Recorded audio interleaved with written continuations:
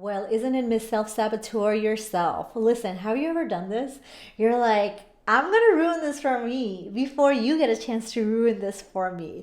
And you beat them to the punch. You're ruining opportunities before they even get a chance to manifest into your life. Like, you don't even get to live and experience opportunities because once they're here, you figure out a way to ruin them. Does that sound like you? Well, friends, welcome to the playground. I'm Shanila, and let's talk about self sabotage. And the truth of the matter is that we've all done this, right? We've all self sabotaged ourselves in some way, shape, or form. And it's not to stand on a pedestal and be like, oh, I don't self sabotage because I'm like so healed or whatever. It's to say that like we've all done it, whether it's in relationships and friendships and jobs, in travel and career, in experiences, whatever the list goes on and on. We've all done something to mess things up for ourselves without whether we knew it or not before we had an opportunity to fully experience the opportunities that are here for us.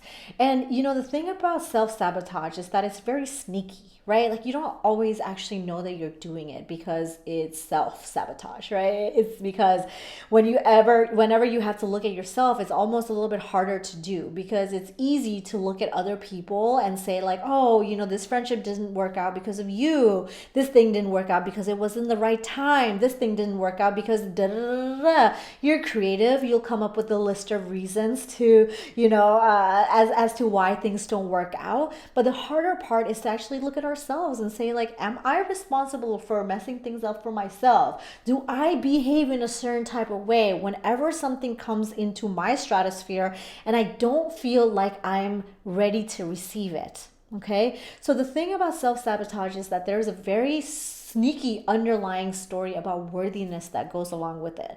And by worthiness, I mean that sometimes we just don't feel worthy to receive the things that are here for us, and we're like, oh, manifesting and journaling and scripting and doing breath work and doing our healing stuff to being, to magnetize all these opportunities and relationships and things into our life. But once they're here, what do we actually do with them? Once they're here, they hold a very specific vibrational energy that require us to step up our vibrational energy in order to meet this opportunity. Because the truth about why we self-sabotage is that opportunities come to us before we're actually ready to receive the opportunity. They're just a little bit higher than like how we're vibrating, right? So like if you think like this is where you are, that opportunity that comes to you is just like a little bit here. So there's two things to do. One is to run the other way or to meet yourself, meet your vibrational, elevate your vibration to be able to meet the opportunity that is here, right? So because sometimes the opportunities are here before we actually truly feel ready for it,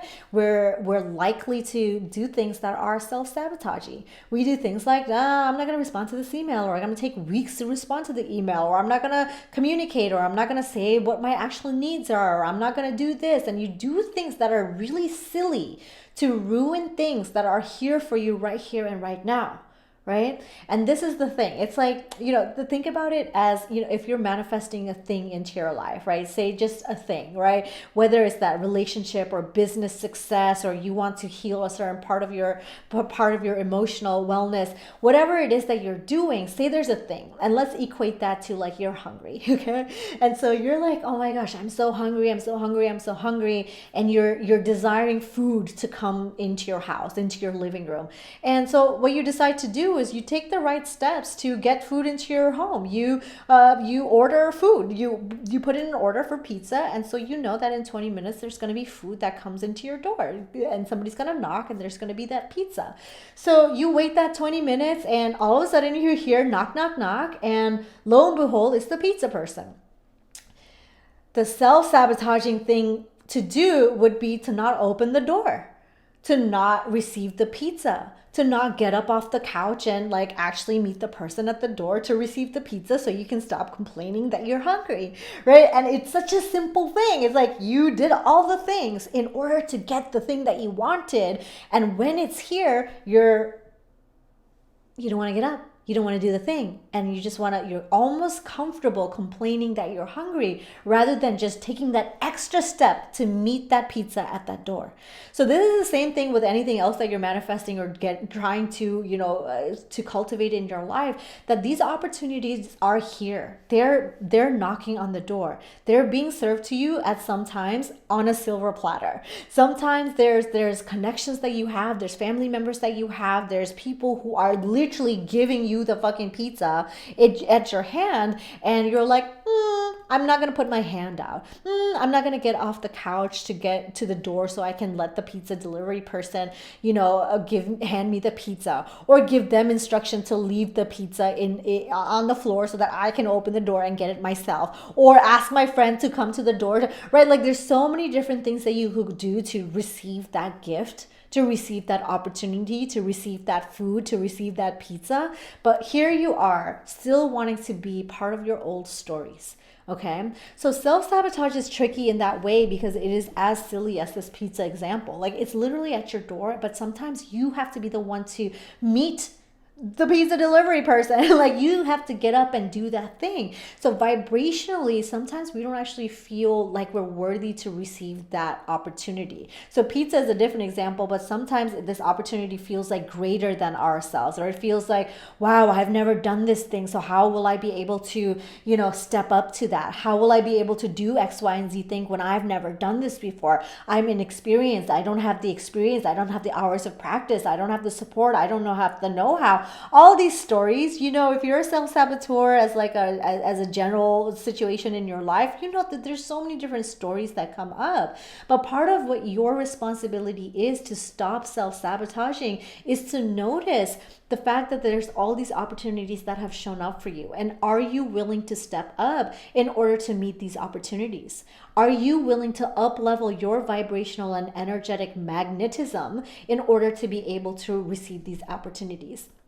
Because then we get into the complainer mode. We get into this victim mode where we're just like, nothing ever comes. I'm always hungry. I never have. I never can. I never get. I'm not lucky. You start to believe things without really taking responsibility for yourself in the way that you just behaved, right? The way that you just behaved is that you didn't get up to open the door. They rang the doorbell. You didn't let them through the gate. You didn't open the door. You didn't say like, hey, leave it. I'll pick it up from I'll pick it up from the hallway, or I'll pick it from the front porch. You didn't do that. You allowed yourself to just say that I don't have, or I can't, or I won't be able to eat, or this is not the right time.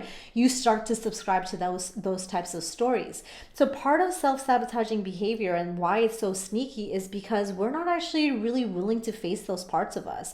Sometimes when those opportunities are here, we do the most to ruin it. We have poor time management, we have poor communication skills, we have poor accountability, we have poor self-responsibility, we have poor integration, and then we want to blame it on the pizza person. We want to say like, well, you didn't ring the doorbell hard enough, or you didn't ring the doorbell between 1 p.m. and 1:15 p.m. so I couldn't get, like, you start to come up with reasons for why it was somebody else's fault for why you didn't eat, versus taking responsibility for yourself to say like, wow, maybe this is something that I do in such subtle, nuanced ways in my life where it's kind of inconsequential. And the thing about self-sabotaging behavior is that most of the time it's inconsequential. Like, it doesn't have this like big, like, repercussions of like, oh, you're not going to be able to, do X, Y, and Z in your life. Usually it's not. That's why when we are in this habitual behavior of self-sabotage, we don't even really know it. We don't actually really understand that we're doing it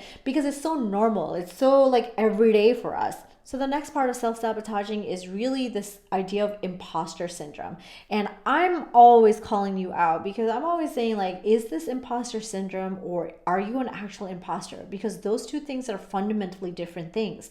An imposter would be somebody who's saying like, oh my gosh, I don't feel like I'm good enough to do X, Y, and Z, when you've literally never practiced doing X, Y, and Z. With your 15 minutes of practice, you want to show up as an expert when really maybe you need to practice a little bit more, versus having imposter syndrome means that you have put in the hours, you have put in the practice, you have put in the integration, and still you're not feeling good enough to show up for that opportunity. So this circles back to how we started this conversation in the first place, that a lot of our self-sabotaging behavior starts from our belief of how worthy we are to receive that opportunity. So because if we don't feel like we're worthy to receive an opportunity, we're always going to feel like an imposter. We're always going to compare. We're always going to feel like there's something better outside of ourselves. There's that we need to know more, that we need to learn more, that we need more qualifications. We need X, Y, and Z different things in order to qualify ourselves. If we don't feel worthy, it will always lead us into behaving in ways that prove that to ourselves. So subconsciously, if I don't feel like I'm good enough, I'm always going to do things that match that, right? If subconsciously I don't feel like I'm worthy enough to receive X, Y, and Z opportunity, then I'm always going to behave in a way that it's like, oh, I'm not available. Oh, I'm not going to respond. Oh, I'm not going to, finish the communication, or oh, I'm not going to, communicate my needs or communicate what it is that I need. I'm always going to behave that way because low key in my body, in my energetic body, not in just my head, but in my energetic physical body, I feel like I'm not worthy to receive that. And that level of worthiness adds to your feelings of imposter. That adds to your behaviors of sabotage. That adds to your expression of how it is that you are able to receive or not receive your opportunities. Part of healing through self-sabotaging behaviors is to really meet yourself where you are. That's an important skill set because, sometimes we're just so caught up in manifesting in our future self, and we want to see like what's over there, the vision that's over there. We forget to see how we feel right now.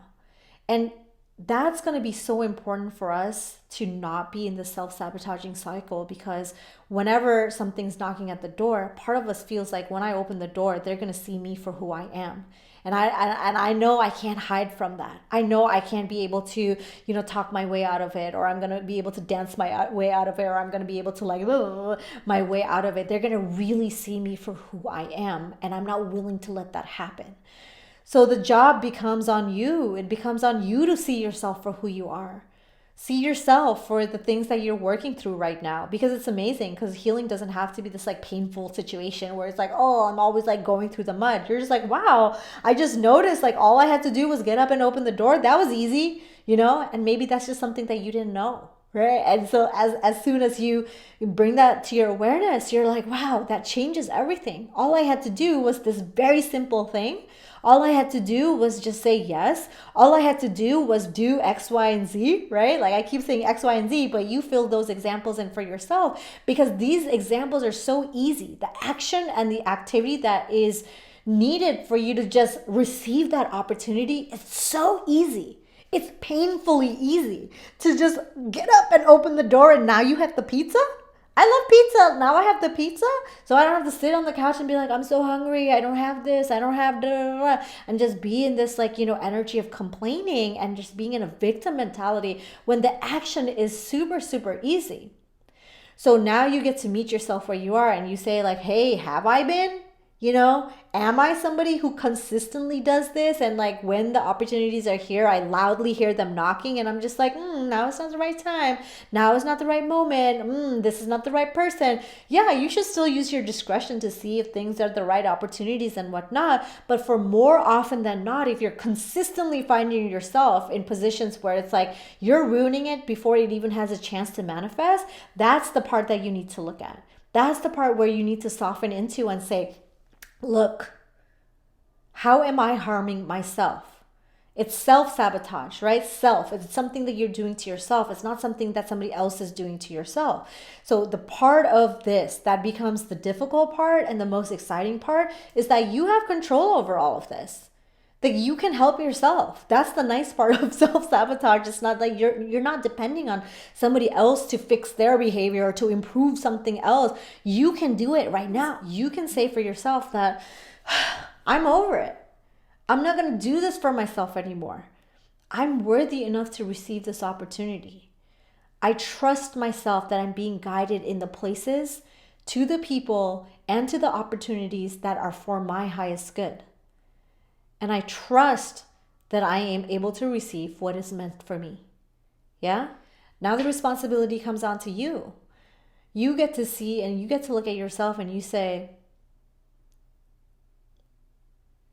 I trust that I'm being guided. I trust that the opportunities are here for me. I'm being guided to the right people in the right places in divine timing for the highest good. And I'm willing to accept and receive that. I'm not going to get in my way. I'm not going to stand in my way. And I'm not going to create reasons that make me feel unworthy of this. And you feel into how those things feel in your body. Not just thinking into it, just feeling into your body. How does that actually feel? Are you willing to receive the opportunities that are here for you? Are you willing to have the relationships, the experiences, the friendships, the things that you desire and dream of when they're here? How are you behaving? So giving yourself that extra breath, that extra acknowledgement and saying, I welcome my opportunities to me and I'm willing to receive them. Well, friends, let me know. What kind of opportunities are you calling in for yourself? And if we don't know each other already, hi, I'm Shanila. I'm the founder of Always Play Studios and Flow Breathwork Facilitator Training. You can come train with me in the healing arts at alwaysplay.org. And remember, the world is your playground. Have fun. I'll catch you soon.